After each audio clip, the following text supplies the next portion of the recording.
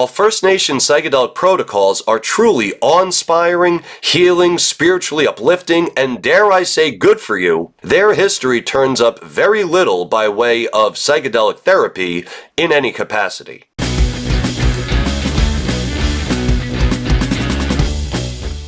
Hello my friends of the Psychedelic Renaissance, it's Tom Hatsis, your psychedelic historian, and was psychedelic therapy stolen from First Nations peoples? In modern psychedelic culture, we are to take it as a given that psychedelic therapy was the exclusive province of First Nations peoples, and that the West knew nothing about psychedelic therapy until they stole those protocols from the indigenous peoples of the Americas. Dr. Monica Williams, who sits on the board of directors for Chacruna Institute, tells us the healing properties of plant medicines and their derivatives were originally brought to Western consciousness by indigenous cultures around the world.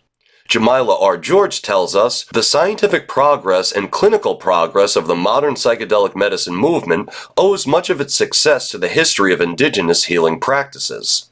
While we all must bow to this trope, there is actually little by way of historical evidence that would suggest that First Nations peoples were engaged in psychedelic psychotherapy. On the other paw, there is bountiful evidence to suggest that psychedelic psychotherapy was created by Westerners. And that evidence tells the truth that activists like Dr. Monica Williams will not speak. Before we get started, if you're into this kind of content, please give this video a like and a share, subscribe to the Psychedelic Historian YouTube channel, and hit that little bell icon so that you're notified every time I post a new video. Also, it'd be great to link up on Instagram. Find me at Psychedelic Historian.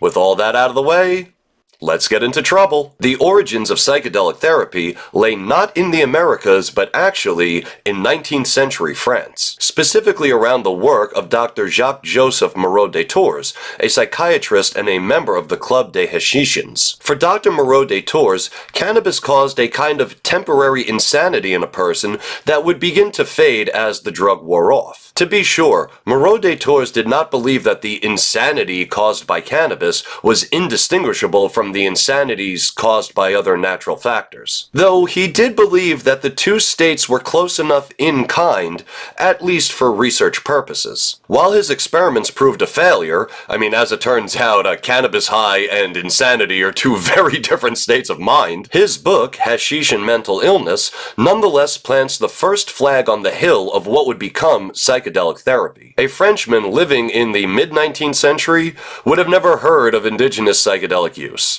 Moreau de Tours' idea that a drug can be used to cause temporary insanity in a person later found its way into Sandoz Pharmaceuticals, when in 1943 Albert Hofmann synthesized and purposefully ingested LSD for the first time. The therapeutic value was recognized right out the gate. Hofmann sent samples of LSD to Werner Stoll at Burgosli Hospital. In Dr. Stoll's first published research paper on LSD, he says quite clearly that the drug can support a therapeutic effect. When Sandoz later sent samples of LSD out to doctors all over the world, the accompanying pamphlet on proper usage stated clearly that the doctor should take the drug herself before giving it to anyone else. They believed that a good solid dose of LSD would open their minds to the inner worlds of their more compromised patients, much like Moreau de Tours felt about cannabis. The nascent stages of psychedelic therapy introduced by Moreau de Tours in France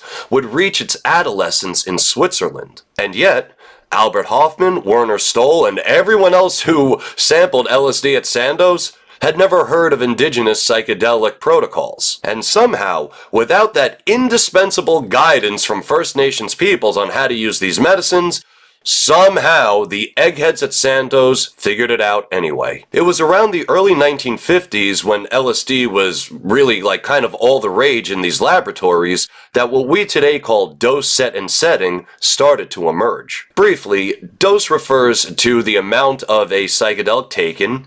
Set refers to the individual's mindset at the time they ingest the drug, and setting refers to the environment in which the drug is taken. While those early doctors never actually used the terms dose, set, and setting, it's clear from their papers that they were well aware of these kinds of protocols and how necessary they were. One of the first physicians to notice how environment impacted the LSD experience was Dr. Juliana Day of the National Institute of Mental Health in Maryland. She would open or close the Venetian blinds in the trip room based on the amount of light coming in and if the patient wanted more or less light. She also had a box of Kleenex ready to go should the patient get emotional. Perhaps most important, Dr. Day knew when to keep quiet. Too often, a person would be in the throes of a challenging experience, or dare I say, a bad trip, and the doctor would interrupt them to ask them questions or have them fill out some kind of form or do some kind of paperwork. Dr. Day refused that kind of convention,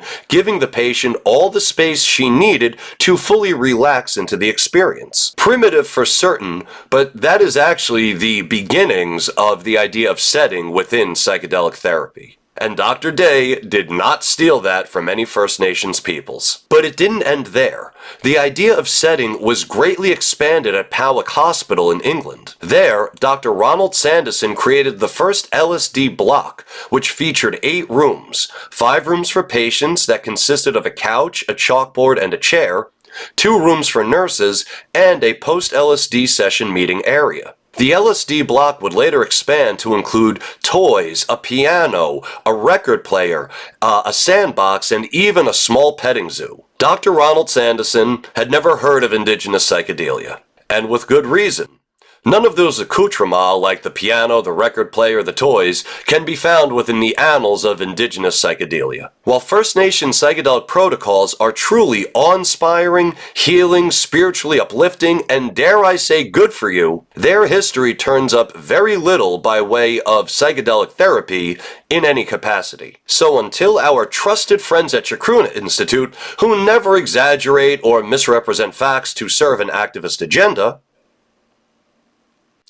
can produce any evidence whatsoever that First Nations peoples were engaged in what we would consider psychedelic therapy, it's safe to say that such practices were exclusively a product of the West.